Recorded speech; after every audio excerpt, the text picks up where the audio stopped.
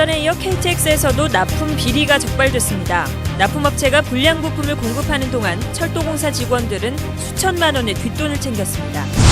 제2순환도로 민간 사업자인 맥쿼리 측과 광주시가 관리 운영권을 놓고 치열한 법정 공방을 벌이고 있습니다. 광주시가 이길 경우 5천억 원가량의 예산을 줄일 수 있어 주목됩니다.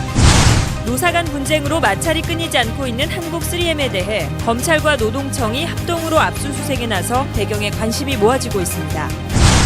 가을 꽃게가 풍업입니다. 요즘 어선 한 척당 하루에 300에서 500kg의 꽃게를 잡고 있습니다. 여러분 안녕하십니까? 광주 MBC 뉴스데스크입니다. 멈추고 서고 고장이 잦았던 KTX에서 대규모 부품 납품 비리가 있었던 사실이 검찰 수사 결과 드러났습니다. 오래되거나 정품이 아닌 부품을 납품한 업체들은 거액의 이득을 챙겼고 이들의 편의를 봐준 철도공사 임직원들은 뇌물을 챙겼습니다. 첫 소식 김인정 기자입니다. KTX 열차에 들어가는 부품들입니다.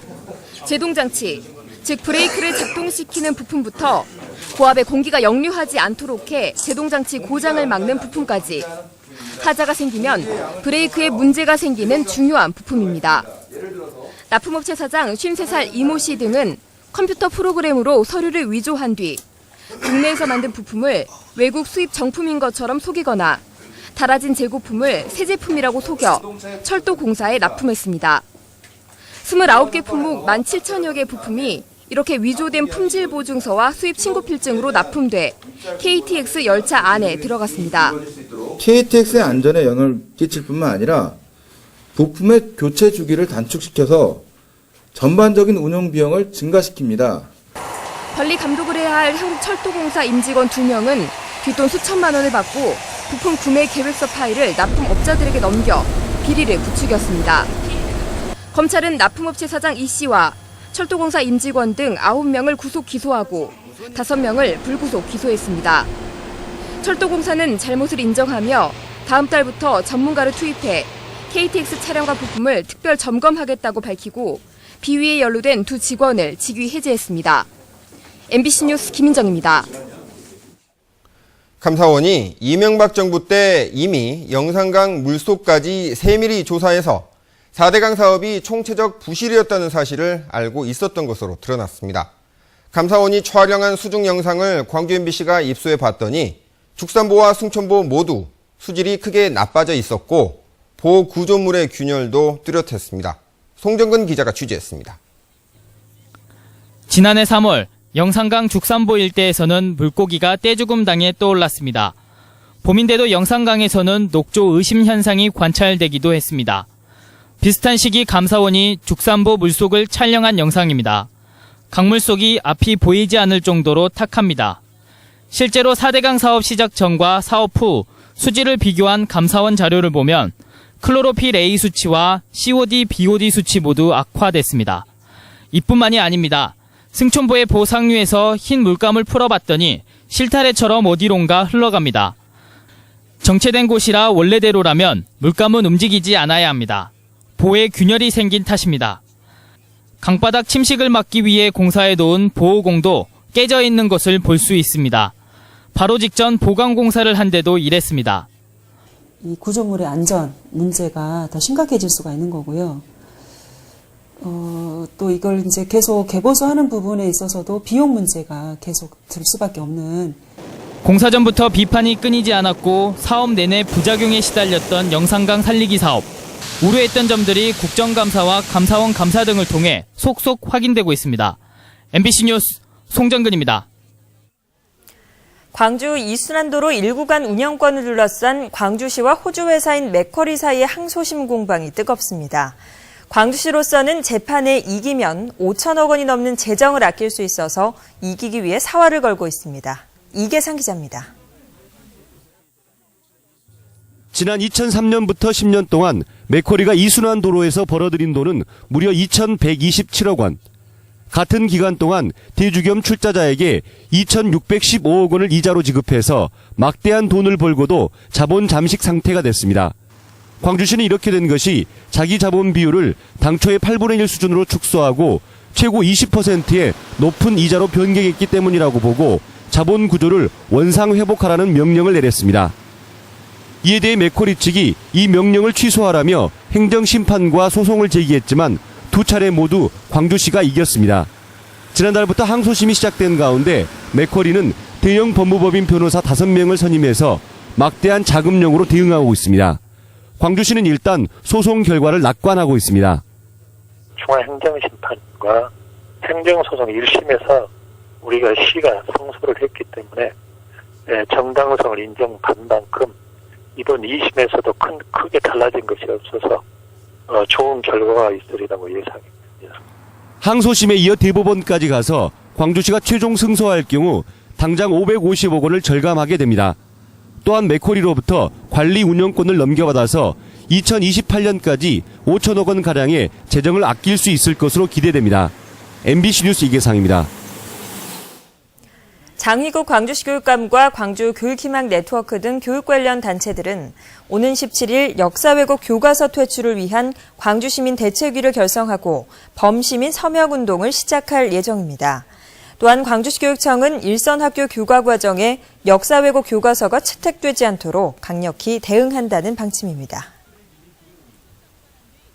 5.18 당시 특전사 출신인 김충림 목사가 오는 24일 서울 프레스센터에서 열릴 예정인 국민통합을 위한 동서화합 전진대회에 5월 단체 50 가해자와 화해장을 마련하고 싶다고 제안했습니다.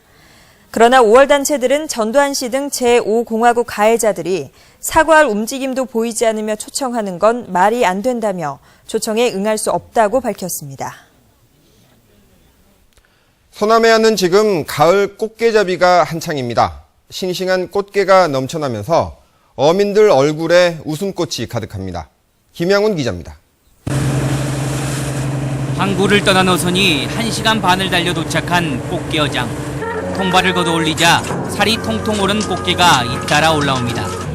요즘 어선 한 척당 하루에 300에서 500kg의 꽃게를 잡고 있습니다. 이처럼 통발로 잡아올린 꽃게는 그물로 잡는 다른 지역 꽃게보다 스트레스를 덜 받아 맛이 더욱 좋습니다. 또 진도 앞바다는 잘 발달한 모래펄과 14도에서 15도씨의 수온을 유지하고 있어 꽃게 서식에 알맞습니다. 책당 한 500kg 정도 이렇게 잡고 올해 꽃게가 풍어서 아주 좋습니다. 40여 척의 어선들이 잡아올린 꽃게들은 육지로 옮겨져 크기별로 분류가 끝나면 곧바로 경매에 붙여집니다. 가격은 1kg에 평균 12,000원 안팎. 하루 평균 10여 톤의 꽃게가 경매에 나오기가 무섭게 서울 등 대도시로 팔려나가고 중국으로 수출되고 있습니다.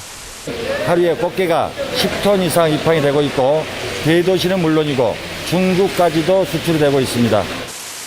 이맘때면 해마다 축제가 열릴 만큼 명성을 얻고 있는 서남의 꽃게. 싱싱한 가을 꽃게가 소비자들의 입맛을 유혹하고 있습니다.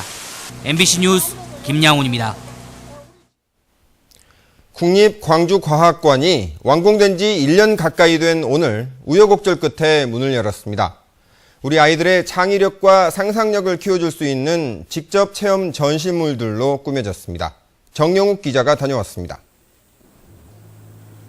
독수리 자리와 검은고 자리 등 화려한 별자리가 천장 화면에 그대로 구현됩니다. 레이저쇼가 연출되는 4D 체험관에서는 입체적인 화면에다 실제 움직임을 체감할 수 있어 과학적 호기심을 불러일으킵니다.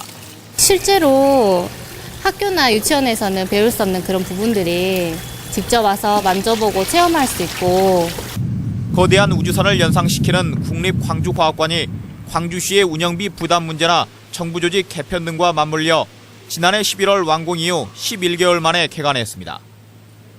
광주과학관 내부에는 2개의 상설 전시관과 기획 전시관, 어린이관 등이 갖춰져 있고 전시물도 150여 종에 이릅니다. 80%는 실제로 작동하거나 체험해 볼 수 있는 전시물입니다. 우리 어린이 청소년들이 와가지고 창의적인 개념을 배울 수 있는 과학교육에 좀 힘을 많이 쓸 겁니다. 개관이 늦어지면서 정부와 광주시가 운영비를 배정하지 않은 탓에 직원 인건비나 공사 대금 등 5억 원가량이 연체되는 등 앞으로도 광주과학관 활성화의 관건은 예산 문제가 될 것으로 보입니다. MBC 뉴스 정용욱입니다. 전남대학교가 범시민 독서운동인 광주가 읽고 톡하다 행사의 하나로 올해의 책으로 선정된 유배지에서 보낸 편지를 주제로 시민토론회를 오는 23일 개최할 계획이라고 밝혔습니다. 노사 갈등이 극심한 한국 3M을 노동청과 검찰이 오늘 전격 압수수색했습니다. 노조의 수사 요구가 이례적으로 받아들여진 것이어서 수사 결과가 주목됩니다. 조현성 기자가 보도합니다. 광주지방고용노동청 직원들이 검찰과 함께 한국 3M 나주공장을 압수수색하고 있습니다. 서울 여의도 본사와 화성공장에서도 동시에 진행된 이번 압수수색은 지난 7월 노동청이 내린 시정명령을 회사가 따르지 않으면서 단행된 것으로 전해졌습니다. 3M이 비노조원에게만 임금을 올려주자 노조가 반발했고 노동청이 노조원들의 밀린 임금 4억 원을 주라고 명령했는데도 회사가 이를 따르지 않았다는 것입니다. 회사의 압박에 한때 700여 명이었던 노조원 수는 현재 120명으로 줄어들었습니다. 사람이 돼지고기도 아니고 1등급부터 5등급까지 매겨서 조합원들은 1등급에서 3등급까지 저점을 주고 탈퇴한 조합원들에게는 3등급에서 5등급까지 고점을 먹여서 한국 3M은 노조의 고발에 따라 압수수색이 진행되는 것으로 안다며 수사 결과를 지켜보겠다는 입장입니다. 2009년 노조가 생긴 이래 5년 내내 마찰을 빚고 있는 한국 3M 노사. 노동계의 요구로 노동청과 검찰이 이례적으로 회사를 압수수색하면서 어떤 결과가 나올지 주목됩니다. MBC 뉴스 조현성입니다. 어제 4명의 사상자를 낸 광주 도심 골목길 교통사고와 관련해 경찰이 사고 원인을 집중 조사하고 있습니다. 광주 서부경찰서는 트라제 운전자 63살 박모 씨가 후진기어 상태에서 엑셀을 잘못 밟아 사고를 냈다고 주장함에 따라 목격자와 주변 CCTV 등을 조사하고 있습니다. 한편 어제 사고로 53살 임모 씨 등 2명이 숨지는 등 일을 하고 함께 돌아가던 여성 4명이 숨지거나 크게 다쳤습니다. 광주 전남 지역 공항의 적자 규모가 해마다 늘고 있는 것으로 나타났습니다. 한국공항공사가 제출한 국정감사 자료에 따르면 광주공항의 당기 순이익은 지난 2010년 16억 9천만 원 적자에서 지난해엔 20억 7천여만 원으로 늘었습니다. 무안공항과 여수공항도 전년도보다 각각 10억 원가량 적자가 늘었습니다.